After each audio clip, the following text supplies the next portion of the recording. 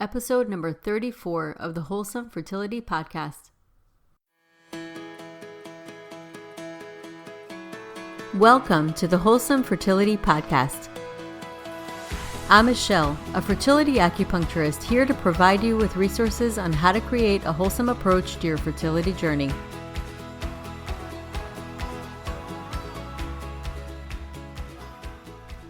My guest today is Aubree Deimler. After spending years in school pursuing degrees in political science and business administration, Aubree eventually fell upon her true passion, health and wellness. This stemmed from her official diagnosis of endometriosis at 29 years old. This painful chronic condition spurred her inner research to find a solution. Rather than follow the conventional suggestions of drugs and surgery, she took an alternative road on a journey of whole healing, on a physical, emotional, and spiritual level, and the rest, as they say, is history. As her body began to heal, Aubree was inspired to share a message of hope on her blog at peacewithendo.com. She continued her education at the Institute of Integrative Nutrition, where she was equipped with extensive knowledge in holistic nutrition, personalized coaching, and preventative health. After graduating in 2014, her education didn't stop. She delved more into the energetic and spiritual side of healing and learned how to clear and balance out energy through the chakra system. As an author, coach, and energy healer, Aubree is deeply passionate about wellness and inspiring other women with endometriosis to reconnect with a life filled with love and positive rhythms. She provides education and support for empowered women with endometriosis who want to manage their pain through natural methods, increase energy, and find peace with endo. So welcome to the podcast, Aubree. Hi, Michelle. Thanks for having me on. So can you share your journey with endometriosis and how your own healing has impacted what you do today? Sure. So my story with endometriosis starts from the beginning when I got my period. I've always had excruciatingly painful periods. And growing up, that became my normal. It was all that I ever knew. And my mom always struggled with her periods as well. And I remember as a young, preteen, going to my family doctor and bringing up, not really wanting to talk, of course, about my periods to this man, but I remember bringing it up to him that I was having this pain with my periods, and his response was, just take some ibuprofen, like just take a bunch of ibuprofen. Mm-hmm. But ibuprofen didn't touch the pain that I was having at that time. So I kind of grew up with that notion, that it's normal to have pain with your periods. I was just kind of brushed aside. I didn't really talk about it with my friends, so I didn't really know if that was normal or not. So when I was 17, I ended up getting on the pill. I started taking birth control pills, which did help with the pain that I was having with my periods, but of course came with other side effects that I wasn't really aware of at the time. But I started having digestive type issues. I was having mood swings and these different emotional things going on, almost like these manic mood swings. So lots of lows. I was dealing with depression and like suicidal type thoughts growing up into my 20s. But I ended up staying on the pill for a decade, regardless of those other symptoms. So I got off of it when I was 27 and getting ready to get married to my husband. And I was in between doctors, and I just decided, I'm going to stop taking the pill. I'd really started questioning what it was doing to my mental health. So I'm like, I'm just going to not take it anymore. So things started progressively getting worse once I got off the pill. A lot of these symptoms started coming back. My periods started getting bad again. I was having these other weird symptoms. I was spotting in my cycle at weird times. I was having pain with sex. I was having blood after sex. So all these weird things were coming up, and I intuitively knew like something's not right. I kept going back to my gynecologist and telling her these things, and the same advice was, just take a lot of ibuprofen before your period or get back on the pill. Like the pill was pushed on me every single time I went back to see her. So things started progressively getting worse. I was missing work. I was calling in at least once a month when my period started because I just couldn't handle being working. And if Yeah. I did manage to make it into work, like, you could tell that I was sick and not well. It was actually a coworker of mine who noticed and brought up the word endometriosis to me. I had never heard of it up until Hmm. that point. So I was 28, almost 29 at that point. She's like, my best friend has endometriosis. It sounds like you could have this too. So of course Wow. I went to Google. That's the first Hmm. place you go. Like, what is this? Yeah. Endometriosis. And I started Googling it, researching it, and started spending time in support groups, just kind of being a fly on the wall, listening or reading these other women's stories and their symptoms. And the pieces started to come together for me. Like, I think I may have this endometriosis. So I brought it up again with my gynecologist. And the only way to diagnose endometriosis at this point fully is to have surgery. Right. So they do laparoscopic surgery where they go in with a camera and look around, and if they find it, they remove it. So Right. I ended up having the surgery in 2011 in April and was diagnosed with endometriosis at that time. And the surgeon, I remember going back to see him, and his suggestions were, of course, you could get back on the pill or you can get pregnant as soon as possible. Like, that was his other advice. Hmm. And my husband and I had just been married not even a year. So we hadn't really talked about kids. I think we both kind of knew we wanted to have kids, but it wasn't necessarily on the table at that point. And, struggling with pain with sex and ovulation and the whole process, like, okay, it's easier said than done, right? But Right. that's what he told me. Like, that was his quote unquote diagnosis. So I had a point there, I think a little bit of wallowing that happened after that point. So if you read anything about endometriosis online, the information is not, it's kind of grim. There's no cure for this. It's only going to get worse. So it's getting filled with all these negative type messages and really fell into kind of a depression at that point. Hmm. What am I going to do? Like, I can't imagine things getting any worse at this point. Um, but eventually I snapped out of that. And myself being a researcher, I'm somebody who likes to figure things out. And endometriosis has always been so fascinating to me in a sense because they don't know, there's no known cause. Nobody knows what's going on, like where it comes from. So there's all these different theories out there. So I started doing a little bit of research online, like there's got to be another way besides these getting back on the pill and taking the other drugs that they offer for endometriosis, which I had heard bad things about in these support groups that I was in. So I'm like, I'm not going to go that route. Hmm. So I decided, to follow more of a holistic path. And really that started with diet, changing what I was eating. I drastically changed what I was putting into my body and started to feel a difference pretty quickly with that. So that's where the whole holistic journey kind of started, was that decision that I'm not going to follow the conventional route. I'm going to do what I can to manage this naturally. And the surgery that I had actually didn't really help me that much. I think it made things worse. So I made a promise to myself that I was going to do everything I could to have to avoid having to do that again. Hmm.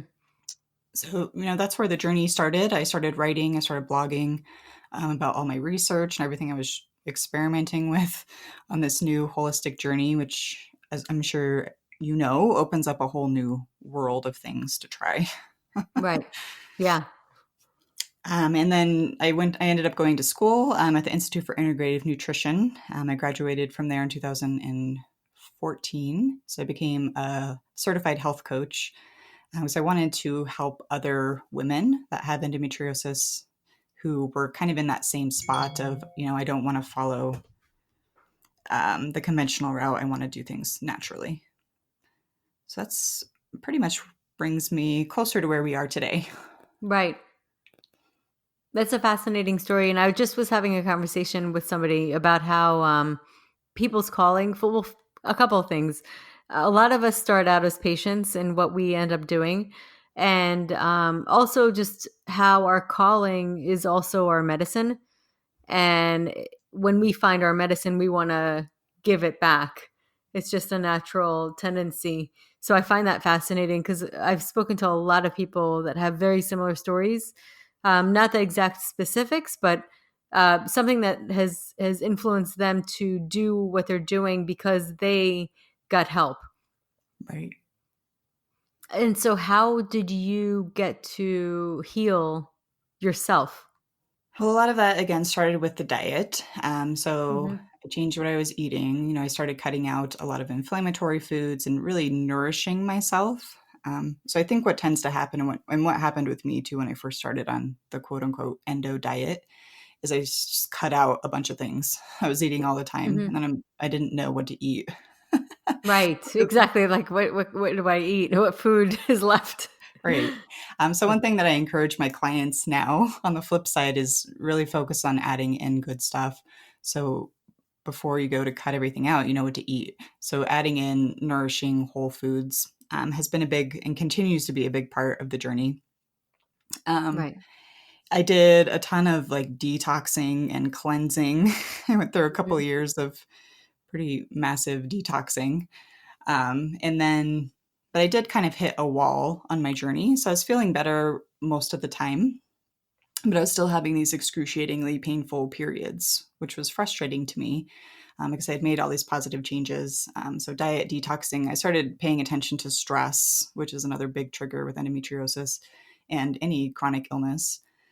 So I made big Hmm. life changes. I changed my career. I changed my home environment, which was huge. So I was in a stressful, Hmm. toxic place before. So I made all Right. these huge changes in my life, but I was still having this horrible pain with my periods. And I was also struggling with infertility, which has been a big part of my Hmm. story.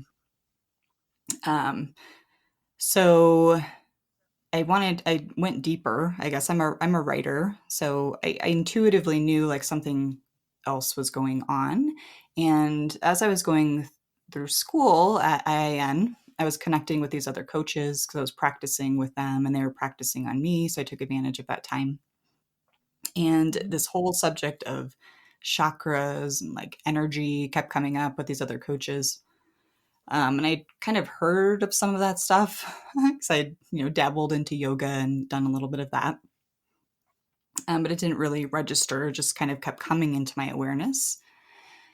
But, as I went through school and I started writing, so I wanted to figure out like what's going on intuitively. I know there's some deeper block that's probably present. So I started just journaling and free writing and seeing what would come up.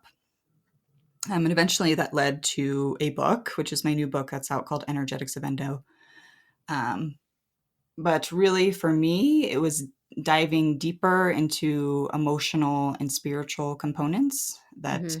were part of my story, that have been part of my history, and learning to release some of that emotional stuff, which Hmm. very much gathers in that pelvic region. It's like an emotional bowl Right. storage place. Yeah. That's a good way to Mhm. say it, to put it. So I started kind of unraveling some of that and started seeing changes quickly. I ended up connecting with a couple of amazing healers who helped me on an energetic and spiritual side kind of move some of that stuck energy and finally feeling through a lot of those emotions. Hmm. And that's been 2 years now, and the pain with my periods, it dropped off drastically. It was amazing to me that I That's had all incredible. of this energy work done, and then the next cycle I had was like mild pain. Like, whoa. And sometimes that would happen periodically, like, okay, I had a good period this time. It's positive. But the changes have stuck, over 2 years. So Hmm. I do believe that there was that deeper emotional stuff that was playing a big role. Right. That's really interesting. So, how do you perceive, just based on your experience, endometriosis to be on an energetic level? Like, what do you see it as meaning as far as your spiritual, emotional wellness is? I see endometriosis in my personal story. I see it as a teacher. Number one, Hmm. it's been like my number one teacher throughout this whole process because it's brought me a lot of pain. And I think Mm. when you're in that amount of pain, like it's indescribable, the certain stuff that you go through, and especially in that pelvic region, there's Hmm. so much that comes up in that space Right. when we get deeper into it. But it has served me as a guide and a teacher, and I see it on a physical sense. I see it in a bigger, I think, environmental sense, as it's almost like the canary in the coal mine, as the saying goes. So I think Mm-hmm. environmentally, there's a lot of toxicity. There's a lot of things that are impacting us physically. Mm-hmm. Um, but then I think emotionally, there's a lot of stuff that comes up in that pelvic space. Your beliefs about what it means to be a woman. Things can come up there with sexuality and how you just think about yourself. A lot of creativity comes up in there. And there's an imbalance that's shown up in my own life between giving and receiving, which very Mm-hmm. much comes into that pelvic space. So for me, I'm a achiever at heart. I am a doer. I like to get things done. Mm-hmm. And I spent most of my life in that driving type male type energy. Mm-hmm. So endometriosis, I think, forced me to slow down Right. in That's a physical interesting. sense. Like it laid me down, like, no, you're Mm-hmm. not going to keep going. You must rest. So there's that balance Yeah. that shows up, I think, between rest and doing in that pelvic space. Yes, And absolutely. and endometriosis has served as that forceful teacher of no, you are Right. going to rest. And it forced me really to take care of myself, which I don't know Yeah, and it's would have happened otherwise. right, and I always see it like I think that your body's always telling you something, and it's about when you really truly listen, that's like the way out. You know, the only way out is through. I love that saying. I always say it because Mhm. it's really to just perceive and listen to what is my body trying to tell me. And it is constantly giving you cues and trying to teach you or make you aware of something. Mhm. I was gonna say the biggest thing that it's, I think, ultimately taught me is learning to let go to and to surrender to what is, Yeah. because it's Oh, not something absolutely. And did you get resolution as far as your fertility? I've come to a place where I'm at peace with what is. Mhm. Unfortunately, that hasn't happened still, which is a big reason why I wrote the book. So I wanted to figure out what's going on. And a lot of things did come up as I was writing and as I was dealing with these other healers who were able to kind of mirror back what's going on. So one of the big things that came up is this idea of safety and me not feeling safe in the world. Mm. Some of that has come from past trauma in this life and in past lives and ancestral type stuff that's gone on. Mhm. So again, I think the ultimate lesson there is learning to let go.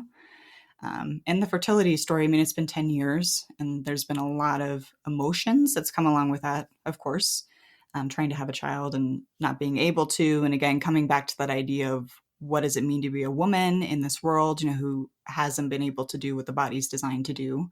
So there's been Mhm. a lot of stuff, emotional stuff to Mhm. deal with that.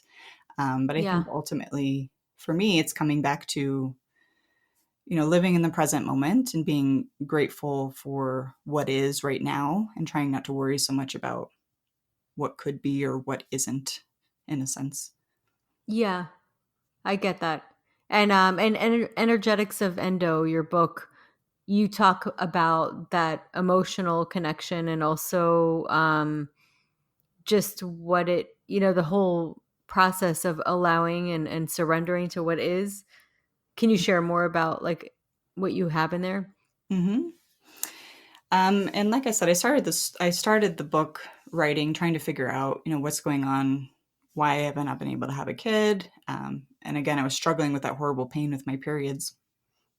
So the Mhm. story is it starts with me setting an intention, which I think is a really key part if you're going to heal yourself and if you want to follow more of this holistic journey. Is setting a clear intention, Mhm. and it was, how do I want to feel? So my word at the time was freedom. And I still have this I'm looking at right now, my words. Oh, So I that was really love that. my main focus was I want to feel freedom. Like I want to feel freedom from the pain, the emotional and the physical. So I think setting that intention was huge because things started happening synchronistically. in synchronicity. So people started coming to Mm-hmm. me, information started coming to me. And I was also writing this book at the time. So it's almost like I was setting that energetic intention, and then the information that I needed was coming to me. I So the love that. story follows that journey of setting that intention and then everything that followed thereafter. So the people that I came in touch with, as I started digging deeper into my family and looking at past trauma in that sense. There's a really interesting book called It Didn't Start With You. I don't know if you've heard Mm-hmm. of this one by Mark Wolin, but he gives a lot of case studies in the books of people who experience trauma from their ancestors. And it's a Mm-hmm. similar type trauma that shows up because it's not dealt with. So if you have Right. somebody in your past who dies and their trauma is not dealt with, it passes on. It's like an epigenetic type study. The book is really fascinating. So That's I started interesting. digging deeper into his exercises in the book and looking at my own family and the trauma that came from my parents, both having lost their parents early on. So taking a look at that side of things. And then I started getting introduced more to the chakras and the energy flow, and how all of this fits together and how emotions can get stuck in these certain areas and how they're related to certain things like trauma or just unprocessed emotions. So I've been Mm-hmm. really good. I've been really good at numbing things throughout my life, I learning think a that lot of early us are. on. Mhm. So, it was a process of learning how to feel because I didn't Hmm. know how to feel, I guess, in a Right. sense. Like, you're just so used to like reaching for some type of numbing agent, be that a pill or food or shopping or sugar or whatever distraction you have. So, learning to come back and feel was a big part of Hmm. the story. Um, and then also realizing that it's not it's easier said than done when you're so sensitive to everything. So I realized through this process that I am an empath. I Hmm. feel things deeply and I feel other people's stuff. Hmm. So having that realization was life changing because I'm not only dealing with my own emotions, but then realizing that I'm picking up on other people's emotions as well. Right. Um, and then just learning to process through all of that. So the book goes through the story of everything that came thereafter and the people that influenced me along the way.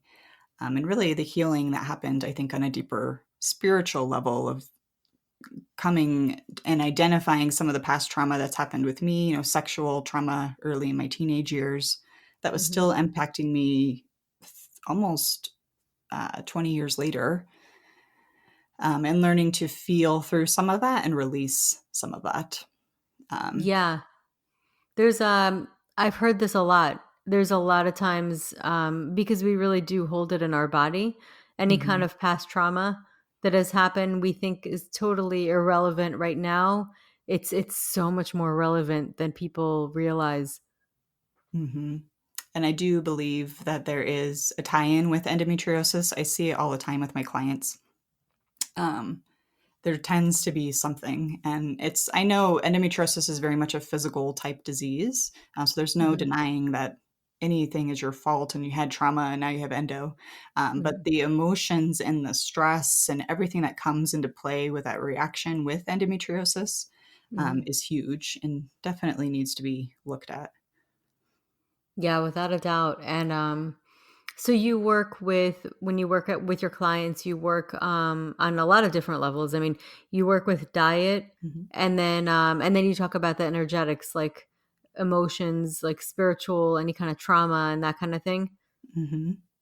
Yes, so I work one on one with clients, and I also have a membership program as well that is more or less a roadmap of different factors that come into play when you're healing yourself.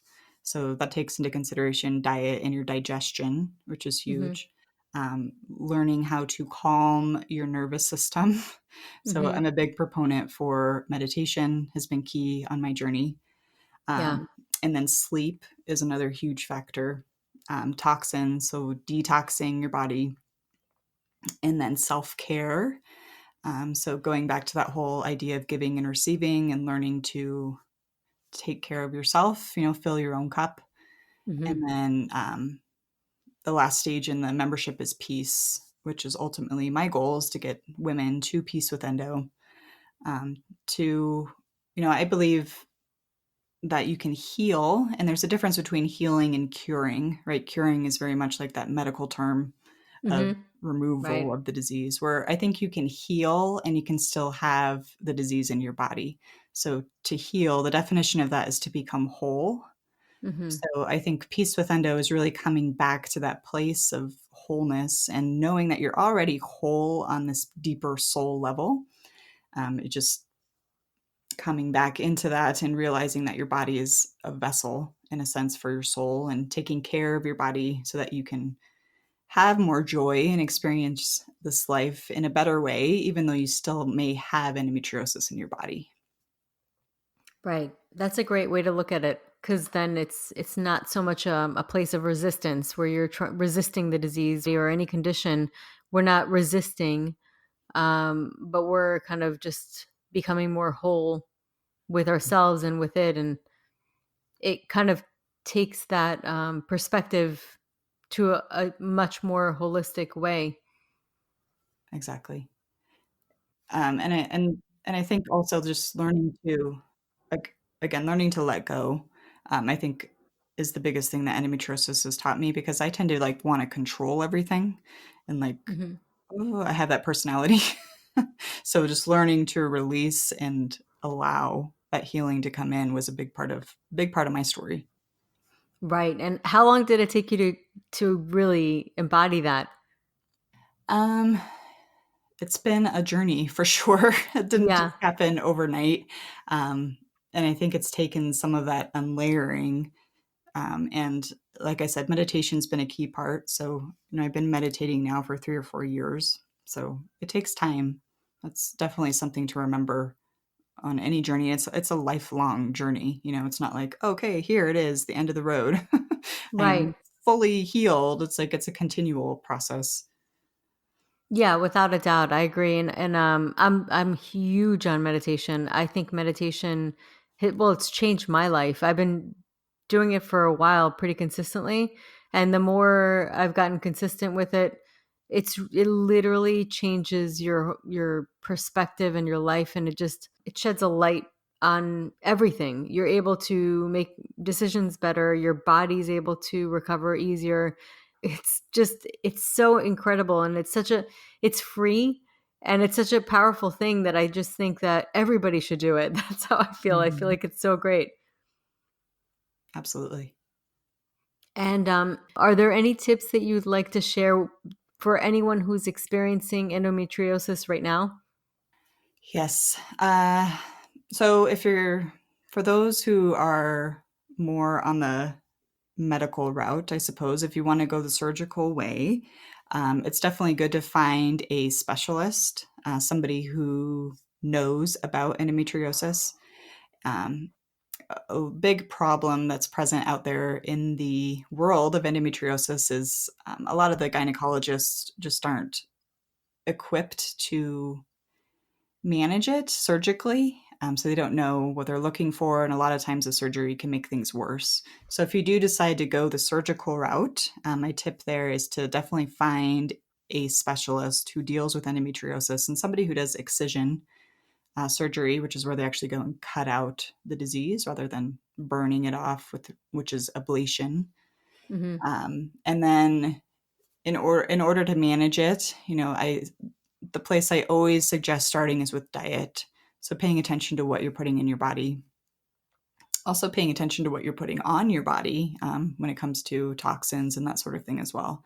But Hmm. definitely food is a good place to start. So start by adding in whole, nourishing foods, and then stay away from stuff that's inflammatory. So a lot of the foods that can bug endometriosis are going to be things like gluten, dairy, eggs, soy, corn. Those are the main five ones, and really anything that's processed or lots of sugar. Hmm. So just focusing on, eating well. That's a good place to start. Great. And I know you have your own podcast. So can you share a little bit about that? I do. I have the Peace with Endo podcast, so it's available on iTunes and Stitcher and Google Play, or you can check it out over at peacewithendo.com. So I think the podcast tends to lean more on the spiritual side of things. Those tend to be the guests that I attract on the show. So I've had women on there that have endometriosis or people who are kind of in the realm of healing on a more energetic, spiritual level, people who deal with trauma. So there's been a lot of different guest experts that are on the show and continue to be on the show, definitely in line with this idea of finding peace with endo. Awesome. I love it. I was looking at the different subjects were really fascinating and interesting. And I love that it's spiritual because I myself really resonate with that. Because Mhm. even with Chinese medicine, we learn about treating the spirit. And, it's definitely something that we have to address. I mean, it's part of who we are. We definitely have a spirit. I mean, I believe it. I mean, I know some people don't, but I feel like it does show up in so many different ways in our life if we really pay attention. So it's very important to, in my opinion, address the spirit. Absolutely. And, I think I became fascinated with it because I started feeling physical changes. Like um, I found a woman here who does Reiki. And I remember going to one of her sessions and I felt her release something out of me. Like I felt her moving the energy literally through me. And the Hmm. next day that I woke up, like I was so sore, like physically sore, like I had gone and done 100 crunches the day before. Yeah. Like Wow. That's it's crazy. so weird. Like, Yeah, it what did is. you do?